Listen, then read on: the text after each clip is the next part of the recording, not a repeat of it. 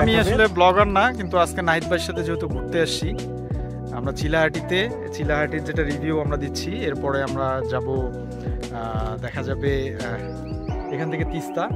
তার আগে আমরা স্টেশনটা দেখে নেব, স্টেশনটা অনেক সুন্দর। এই জন্য আমরা চিলাহাটিতে আসলে দেখার মতো যদিও কিছু নাই, বাট এই জায়গাটা অনেক সুন্দর। আর আমি যেটা জানি স্টেশনটাও অনেক সুন্দর। আমরা ওটা নিয়েই আর কি ফুল একটা ভিডিও করব। এখানে একটু ড্রোন শ্যুট নিলাম, আর আশেপাশে যেগুলো জায়গা আছে অনেক দেখতে সুন্দর। আর নাহিদ ভাইয়ের জন্য মূলত ভিডিওটা করা। এবার আমরা চলে আসছি একটা বনে। বন বলতে এটা একটা ফরেস্ট, ছোটখাটো ফরেস্ট। অনেক বড়। ও বড় এটা বিশাল বড় ফরেস্ট। চিলাহাটিতে এই ফরেস্ট আছে এটা আমিও জানতাম না, আমি আজকে প্রথম আসলাম। অনেক বড়। আমরা প্রায় 2 কিলোমিটার ভিতরে ঢুকছি, 2 কিলোমিটারই ধরা চলে এই বন, এবং অনেক সুন্দর। জানি না মোবাইলের ভিউ কেমন আসতেছে, বাট আমাদের নিজে দেখতে অনেক সুন্দর লাগতেছে। পিছনে যেগুলো দেখা যাচ্ছে অনেক গাছ, এবং চারপাশে সেম। আমরা যে এখানে ঢুকলাম এর ভিতরে এদিক দিয়ে ঢুকতে হয়, এটা হচ্ছে ওই রাস্তা, এবং চারপাশে সেম এরকমই গাছ, অনেক সুন্দর। আমাদের সাথে আছে মশিউর ভাই ছবি তুলতেছে নাহিদ ভাই। আমরা অবশ্য এই পুরো যে বনটা আছে এটা আমরা একটু ড্রোন শ্যুট নিব, যাতে পুরোটা দেখানো যায় যে আসলে বনটা কত বড়। আর এখানে আসবেন, অনেক ভালো লাগবে। মশিউর ভাই নিয়ে আসলো, মশিউর ভাইকে থ্যাংক ইউ। স্পেশালি বলতে যাচ্ছি পঙ্কজ স্যার, আপনি চিলাহাটি আসছেন, মশিউর ভাইয়ের সাথে এগুলো জায়গায় আসেন নাই, এটা একটা মিস হয়ে গেছে।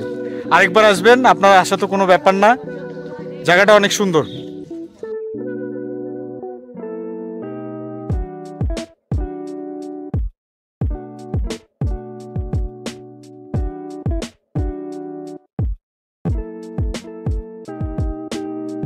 ঠিক আছে, আমরা এখন যাবো স্টেশন।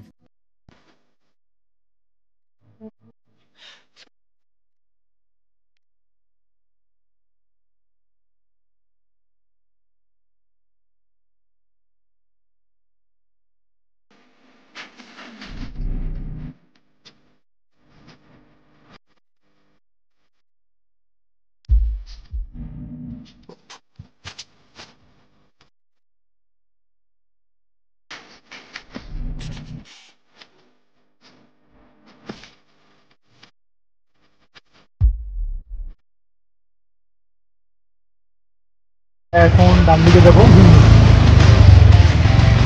ফরেস্টটা আসলে অনেক সুন্দর। আমরা যদি হাতের বামে দেখি, বামটা দেখতে অনেক সুন্দর, অনেক গাছ। সময়ের কারণে আমরা হয়তো ভিতরে যেতে পারলাম না, কোনো এক সময় আমরা এসে এগুলো ভিতরটা ভিজিট করে যাবো। আপনারাও আসবেন, দেখে যাবেন।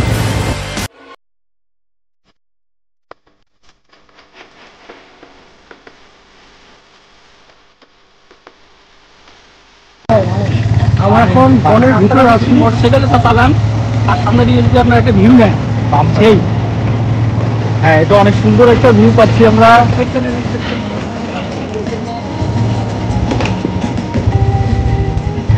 এগুলো বেড়াতে, এগুলো কলা, এগুলো কি গাছ? এগুলো গজারি গাছে।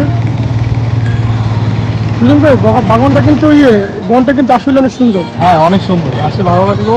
এটা যদি না আসতাম আমরা কিন্তু মিস করতাম। 5ই আগস্টের পরে সব গাছ কেটে ফেলেছে, এখন এখানে কোনো গার্জিয়ান ছিল না, যে যেটা পাঁচটা সেটা চারটা বাসা নিয়ে নিজের সম্পদ মনে করে, বা তারা ভুলে গেছে যে এটা যে সরকারি সম্পদ ছিল।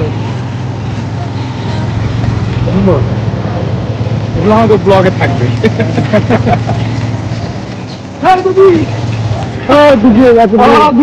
না মসির বেড়ে পড়েছে, পাওয়া গেল।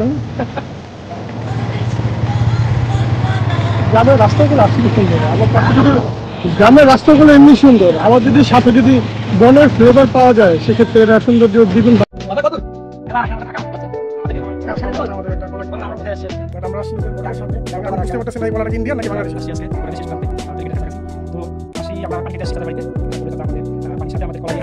হ্যাঁ, চাচা আমাকেও একটা কলা দিছে, আমরা এখন কলাটা খাবো। দেখবো আসলে দেখতে দেখা যাচ্ছে কাঁচার মতো, আসলে এটা নাকি চাচা বলে খাওয়া যাবে, এটা পাকা। এখন আমরা ইন্ডিয়ার বর্ডারে এসে কলা খাইতে, দেখা যাক কলার ভিতরে কি কি পাকছে। হ্যাঁ, খাওয়া যাবে, গরম হয়েছে। যাই হোক, আমরা খেয়ে তারপরে বলবো এই কলার কি অবস্থা। অনেক মিষ্টি পাকছে ভিতরে।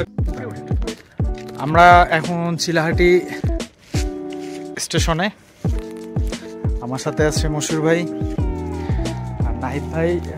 ফ্রেশ হইতে গেল, অনেক সুন্দর করে সাজানো, যদিও আমাদের কাছে একটু সময় কম, তাই আমরা ভিতরে যাব না। আর প্রচণ্ড রোদ, তাই আমরা এখানে ড্রোন শ্যুটটাও নিতে পারবো না, কারণ এত রোদের মধ্যে ড্রোন ফ্লাই করলে আমাদের ব্যাটারির প্রবলেম হয়ে যায়। এটা হচ্ছে ফ্রন্ট ভিউ। আমরা এখন সামনের দিকে দাঁড়ায় আছি।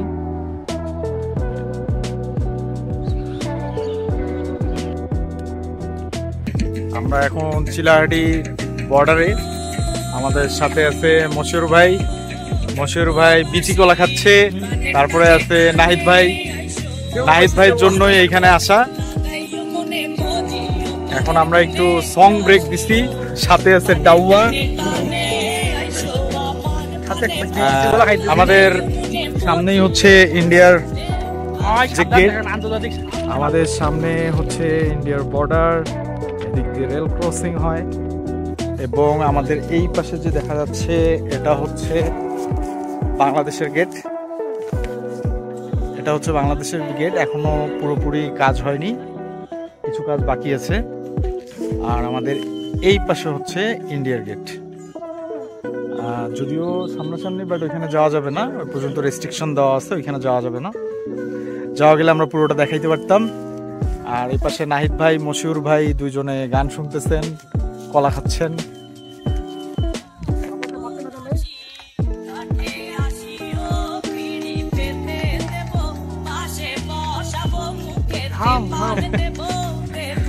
ওকে, ঠিক আছে। মশুর ভাই কিছু বলবে? আজকে যদিও অনেক গরম, তো আসে ভাইদের সাথে আসার পরে এইদিকে অনেক ভালো লাগতেছে, অনেক ভালো লাগছে। মশুর ভাই অনেক ব্যস্ত ছিল, আমরা তবুও তাকে নিয়ে আসছি। আমাদের নেক্সট গন্তব্য, এখান থেকে আমরা তিস্তা ব্যারেজ যাব। অনেক গরম, গরমে অবস্থা খুব খারাপ, তবুও ভাই এসছে ঢাকা থেকে। আমরা এখন তিস্তা ব্যারেজের উদ্দেশ্যে রওনা দিব। রাস্তাগুলো খুব সুন্দর ছিল, যে বাইক চালিয়ে অনেক মজা পাইছে আমাদের সুজন ভাই, এবং রাস্তাগুলো খুবই সুন্দর। তাই এত দূরের যে রাস্তা, আমাদের কোনো ক্লান্তি লাগে নেই রাস্তার কারণে।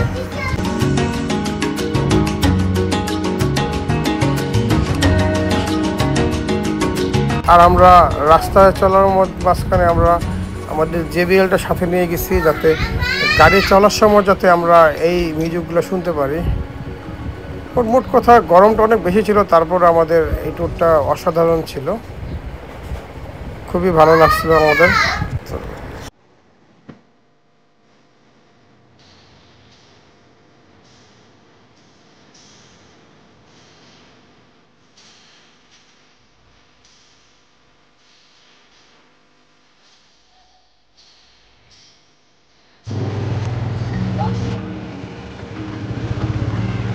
চলে আসলাম হচ্ছে তিস্তা ব্যারেজ। আমাদের সকালবেলা উদ্দেশ্য ছিল যে আমরা যাব হচ্ছে চিলেহাটি ইন্ডিয়া বর্ডার দেখব। তো বর্ডার দেখা শেষ করে আমরা বাইকে করে চলে আসলাম হচ্ছে তিস্তা ব্যারেজ। এখানে একটা মেলার মতো, সবাই যেহেতু ছুটির দিন ছিল, ঈদের ছুটি ছিল, তাই অনেক লোক এখানে আসছে। তো আমরা পুরো তিস্তা ব্যারেজটা আমরা একটু ঘুরে দেখব। তো আমরা আগে লেফট সাইড থেকে শুরু করলাম, এখন আমরা তিস্তা ব্যারেজের একবার উপর দিয়ে আমরা নদীর ওই পারে চলে যাব। তো আপনারা জানেন যে এই তিস্তা নদীটা উৎপত্তি হচ্ছে সিকিমে। তো আমার অনেক লাগছিল যে আমি সিকিমও অলরেডি ঘুরছি, এবং যেখান থেকে তিস্তা নদীটা উৎপত্তি হয় সে জায়গায় আমি গিয়েছিলাম, এবং আমি ফিজিক্যালি এগুলো দেখছি যে কোথা থেকে পানির উৎস। এবং এটা হচ্ছে তিস্তা ব্যারেজের সেই মেইন ব্রিজ। এর পাশে হচ্ছে ব্যারেজগুলো।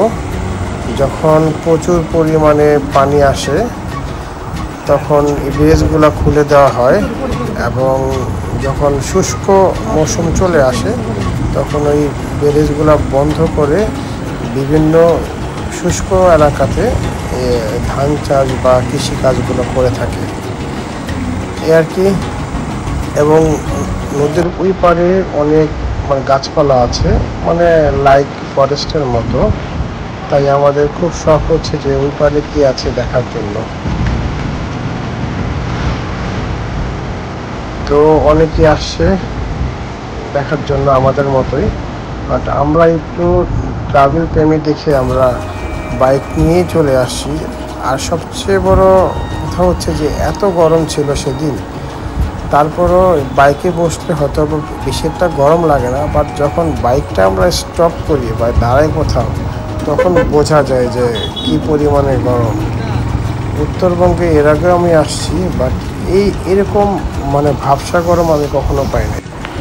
আমাদের ভিডিওটা এই পর্যন্তই ছিল, ইনশাল্লাহ দেখা হবে নেক্সট কোনো প্লেজে।